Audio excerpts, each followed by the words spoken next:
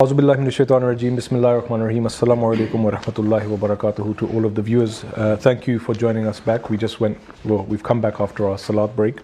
We're now moving on to the second topic of the debate, which is Khatme Nabuwat. Has prophethood ended in every sense? Again, the structure is the same, no different. You both have 12 minutes as an opening statement and then 4 rounds of 5 minutes each. So we'll start with Raheel Sahib. When you are ready, just let me know. I can start the time. You go, so clearly state your dawah and then whoever is starting. So first dawah and then Yes. a precise statement. First dawah? First statement. My dawah is coming after the verse. I can't give it without. No, Razi Sahib. First do the dawah. You want me to give the dawah first? Of course, as we did. No problem. So clear statement. No problem. It's right here. I just want to put on the record. Yes. I'm gonna quote this conversation when it come my turn. That we ask you, as I did, my clear statement of dawah, and then I went further. Okay, if you don't do that, I'll point out that. So the point is, what claim are you making? And Yes, the ayah can be your Just for substantiation. barakah, he wants to start with the verse. There shouldn't no be an problem. issue. We love the after Quran. that, he will give you the dawah. We love the Quran. Yeah. एक आयत सुन No के कुछ problem. नहीं But होगा. what I'm saying is, You see, my dawah is, I would say, right, sir, that's no problem. All I'm saying is, right in the beginning, recite I no problem. But then you have to make a clear statement. Don't This is my worry, claim. Don't worry, it's going to be clear. Just he wants Okay. to recite the ayah Let's- for ठीक है, barakah. let's start. Let's start. Go yeah. ahead. Let me know when you're ready. Yeah? I'm ready. أشهد أن لا إله إلا الله وحده لا شريك له وأشهد أن محمدا عبده ورسوله أما بعد فأعوذ بالله من الشيطان الرجيم بسم الله الرحمن الرحيم ما كان محمد أبا أحد من رجالكم ولكن رسول الله وخاتم النبيين وكان الله بكل شيء عليما. Muhammad sallallahu alayhi wa sallam is not the father of any of your men, but he is the messenger of Allah and seal of the prophets, and Allah has full knowledge of all things. My dawah is that Nabuwah reached its completion in Muhammad sallallahu alayhi wa sallam, and after him no mustaqil, which is independent prophethood, or shara'i, which is law-bearing prophethood, can come or return. His prophethood, however, continues in its blessings and influence until Qiyamah. And as expressed in the words of the promised Messiah alayhi salatu wassalam, لَيْسَ مُحَمَّدٌ أَبَا أَحَدٍ مِّن رِجَالِ الدُّنْيَا وَلَكِنْ هُوَ أَبٌ لِلرِّجَالِ الْآخِرَةِ لِأَنَّهُ خَاتَمُ النَّبِيِّينَ وَلَا سَبِيلَ إِلَى فُيُوضِ اللَّهِ min ghayri tawassutihi. That is to say, Muhammad sallallahu alayhi wasallam is not the father of any man in this dunya, but he is the father of the men of akhirah, because he is khataman nabiyyin, and there is no sabil, there is no way to the fuyud, to the barakat of Allah, bi ghayri tawassutihi, without Rasulullah sallallahu alayhi wasallam. Now, having stated that, the Prophet Muhammad sallallahu alayhi wasallam also says, لا نبي بعده إلا الذي ربي من فيضه وأظهر وعده, that there is no prophet after Muhammad sallallahu alaihi wasallam except one who has been nurtured through his grace and whose promise is fulfilled in accordance with Rasulullah's promise. In this definition we say Nabuwah has not ended mutlaqan bi ghayri shart, in an absolute sense, but it continues within the ummah of Nabina Muhammad sallallahu alaihi wasallam through his grace. The claim of the opposite party that Nabuwah has ended in an absolute sense, in mutlaqan bi ghayri shart, is against the Quran and the Sunnah of Rasulullah sallallahu alaihi wasallam. Someone may ask, what is Nabuwah? Nabuwah is, as Allah mentioned in Surah Al-Jinn, فَلَا يُظْهِرُ عَلَى غَيْبِهِ أَحَدًا إِلَّا مَنِ ارْتَضَى مِنْ رَسُولٍ. And ulama have written much on this, they have differed much on this, but the summary and what they agree upon is, Nabi is someone who Allah appoints and reveals to him the knowledge of the unseen in abundance, as mentioned by the Prophet Muhammad as kathratu mukalama wa mukhataba. A Nabi does not have to bring a new law. That is something za'id, is extra. For example, Quran mentions, Inna anzalna at-Tawra fiha hudan wa nur yahkumu biha an-nabiyyun, that Allah the Almighty sent the Torah, in it was huda and nur, and the Anbiya who came after Musa alayhi salam used to judge by it.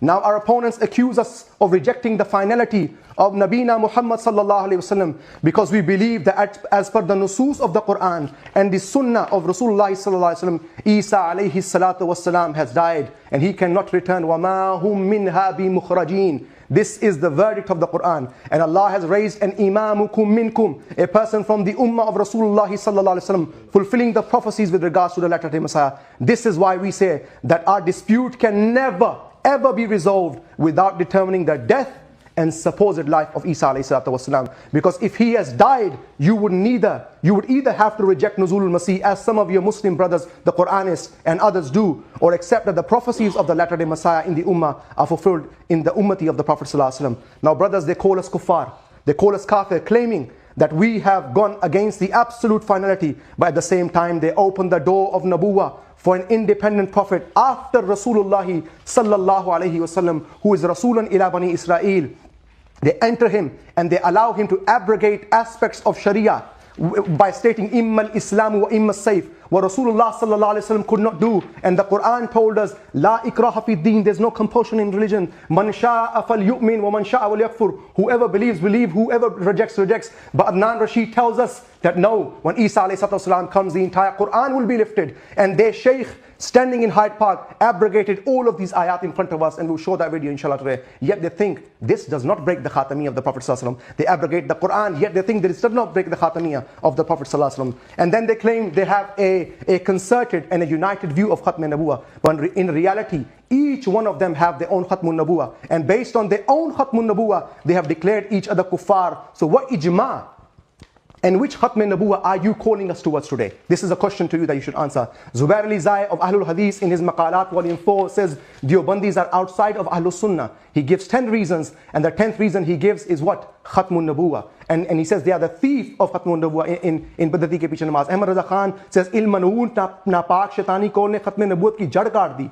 Nabuwat Jadida ke qail hain. All of these things have been stated by them. And in return, Khalid Mahmood Sahib in Mutaliba Barelviyat says one of the Akabir of the own, he called Ahmad Rida Khan that he claims to be Ma'mur, appointed by Allah, and says he rejects Khatamiyya of Nabi Sallallahu Alaihi Wasallam. Now the most important point is, if Khatme Nabuwat is Zaruriyat Deen, is necessity of faith, according to them, and the denier of it is a kafir, and to call believer a believer and to call kafir a kafir is also part of necessity of faith, then Imtiaz and Adnan are at a very risky ground. They claim all such opposite aqaid are that of Rasulullah sallallahu alaihi wasallam as the companions, when they say they all are among ma ana alayhi wa ashabi, na'udhu billahi min dhalik.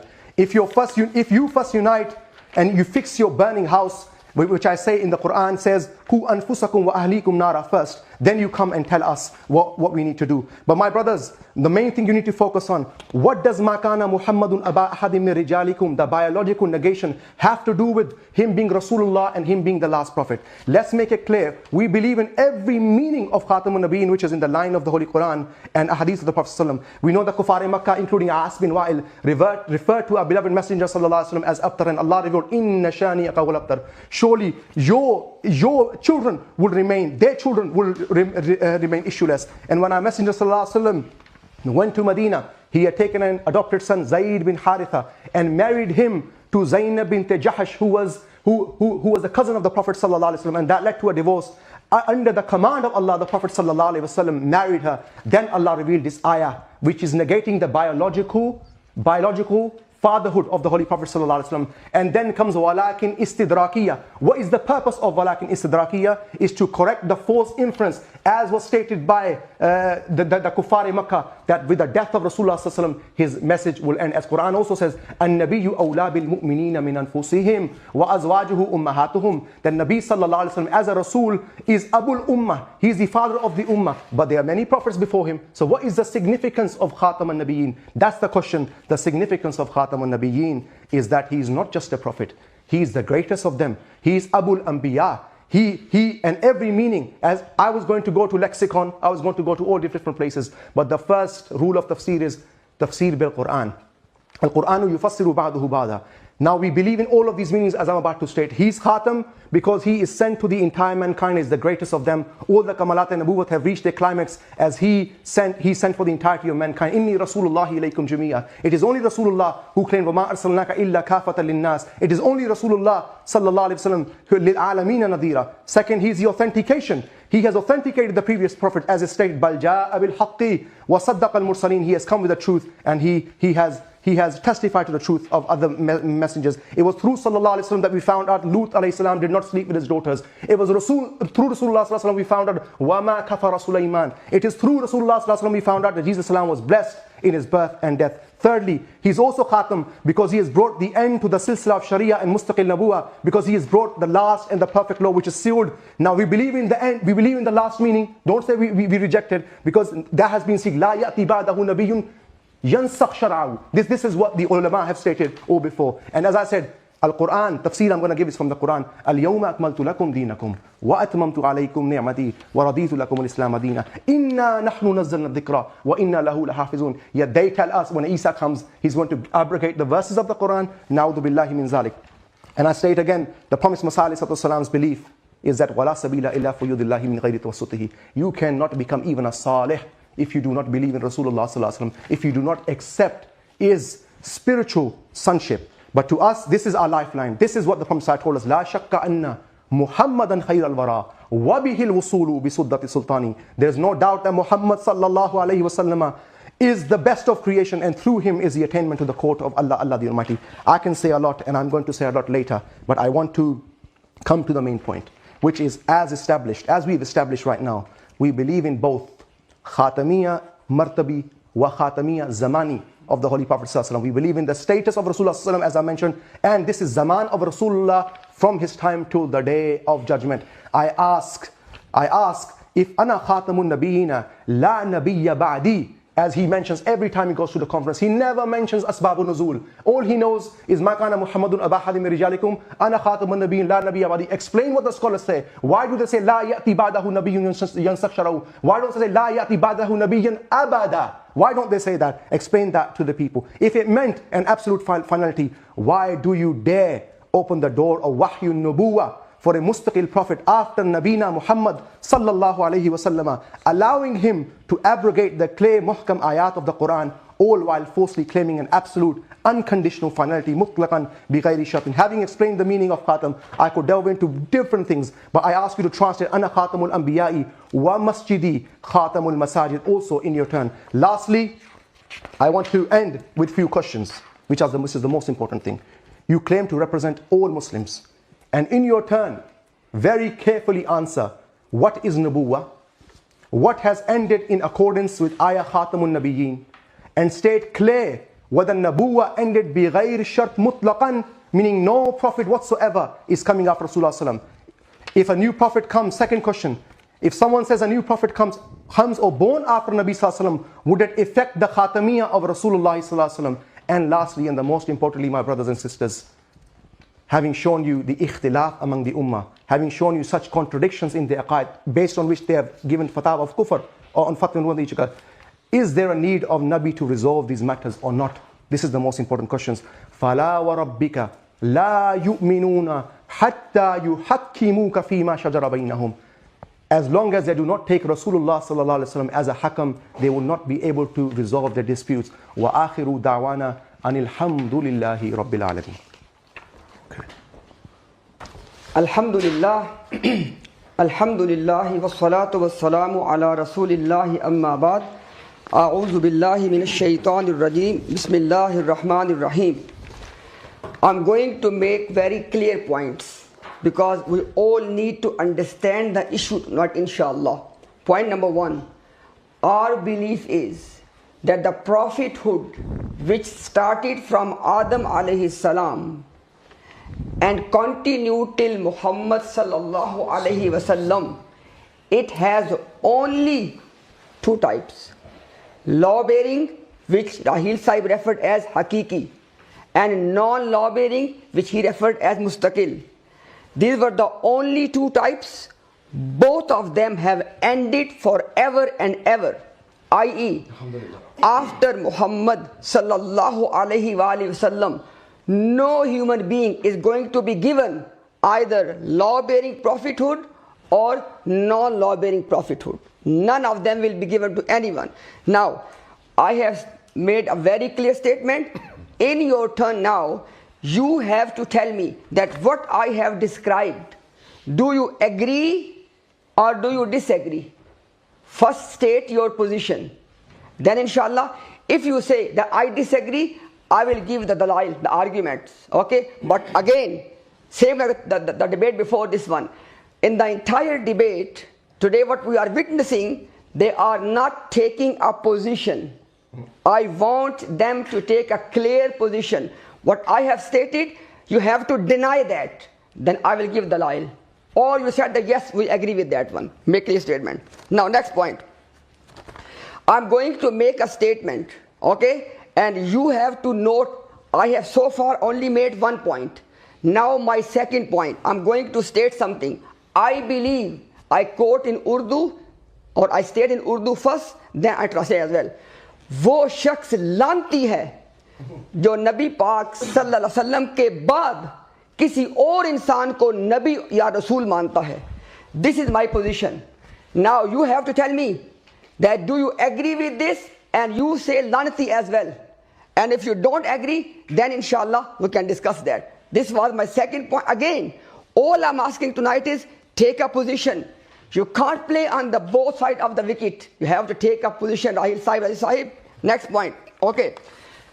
Now, my third point. From Adam alayhi salam till Muhammad sallallahu alayhi wa sallam, these were the only two types of prophethood. After that, we do not believe in any other third type of prophethood. Okay? Very clear statement. Now you have to tell me, after these two, Right side, note the point. After these two, do you believe in a third type as well? If you do, what is the name?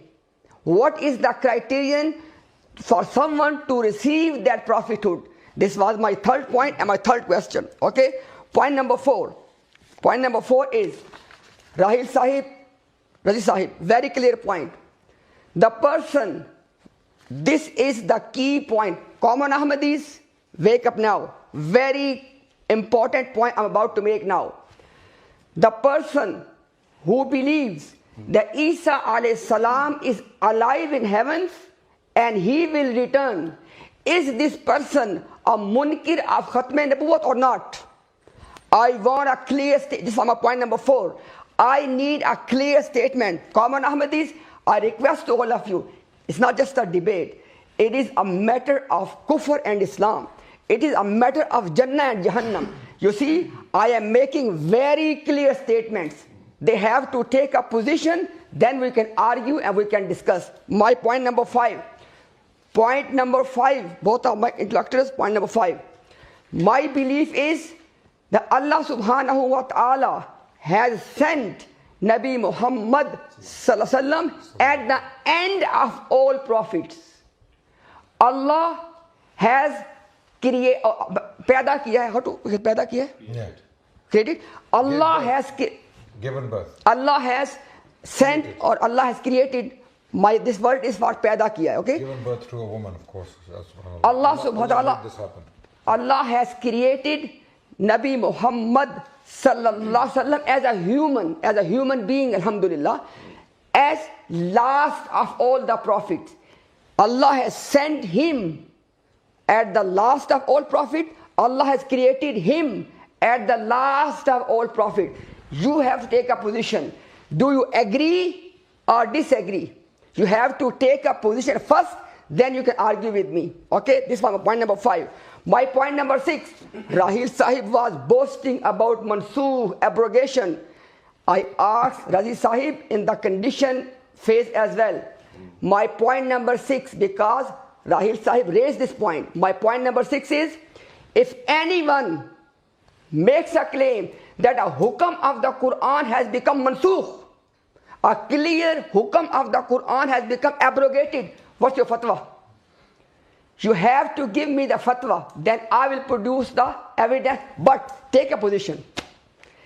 Inshallah, today I'll show to you, they are boasting about mansukh, abrogation. Today, inshallah, you'll see, we're going to bury this forever and ever. Give fatwa. Okay? My point number 7. He said, Kiski Khatme Nabuwat? Whose finality of prophethood? Deobandis, Barelvis, Ahlul Hadith.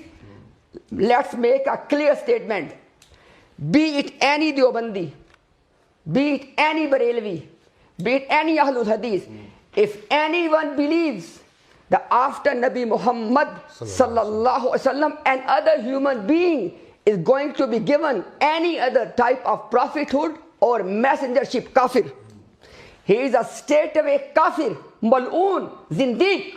Clear position. Okay? My point number 8. My point number 8 is this. Yes. Rahil Sahib was saying that spiritual sonship of the Prophet. Rahil Sahib, and you were talking in the context of somebody being a Nabi and Rasul, like Mirza Ghulam Ahmad Sahib. Yes. You have to tell me, from our beloved master, Nabi Muhammad sallam, till Mirza Sahib, how many spiritual sons? Give me the number, give me the name. Then, it's been more than a century now. From Mirza Sahib till today, how many spiritual sons? If having a spiritual son is something of very high regard, then you have to tell us today, how many spiritual sons, in terms of being a Nabi and Rasul, give their names as well. This is just an emotional rhetoric. You can't just defend Mirza Sahib through rhetoric. Today is the day of dalail and arguments. Okay, my point number 9, very important point. Okay, he said that, ulama said that such prophet cannot come who will abrogate the Sharia of Nabi Muhammad sallam. Which means he tried to give this deception to the people, that as though as ulama are saying that such prophet can come who will not cancel the Sharia. I swear by Allah, all the ulama, they have made this statement in the context of return of Isa ibn Maryam. They did not open the door of generic prophethood, i.e. none of them said that, you know what, law-bearing prophet cannot come, but non-law-bearing can come as long as they don't abrogate the Sharia. I swear by Allah, and clear fatwa, if any alim has made this statement for someone other than Isa ibn Maryam, he's a kafir. He's a zindiq. He's a mal'oon. And guess what? If you want to use this thing for Mirza Ghulam Ahmad, that the debate will be, you have to prove that Mirza Ghulam Ahmad is Isa ibn Maryam. If you want to use the argument, you have to play through that route. Okay?